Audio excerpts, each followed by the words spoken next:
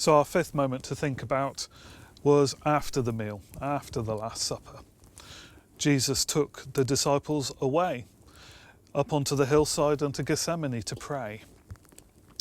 And he gave them one simple task: stay awake and be there for me. Jesus knew he needed to pray. Jesus knew he needed to talk to his Father.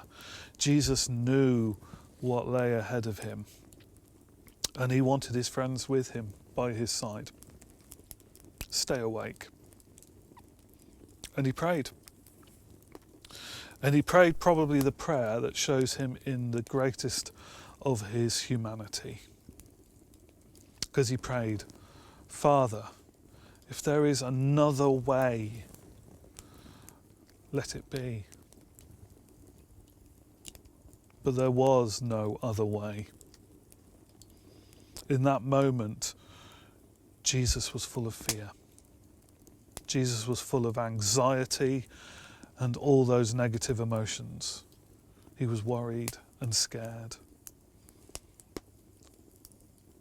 But in that moment as well, he submitted to what needed to happen.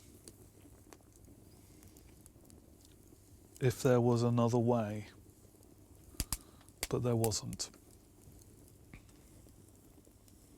It's probably the moment he felt the most alone. And when he went back to his friends, to his disciples, those who he needed, were they awake? No, they were asleep. More than once he had to wake them up while he was praying. He was always there for them. But how much did he wish they were there at that time for him?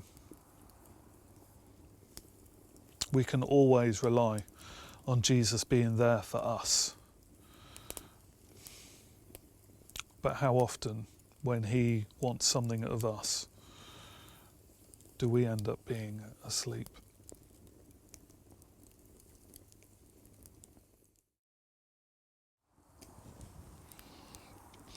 So our final moment to think through is that fateful moment when Jesus was finally arrested. He'd finished praying, the disciples were there, and Judas arrived, completing his act of betrayal. He turned up with the guards and sealed Jesus' fate with a kiss. Peter reacted, as Peter always did. He drew his sword and he chopped off one of the ears of the guards who came to arrest Jesus. Did Jesus fight? Did Jesus run? No. He once again did the thing that people least expected. He healed the man who was arresting him. The man who was taking him away to that fate he wanted to run away from. He healed him. And our story ends tonight with Jesus' arrest.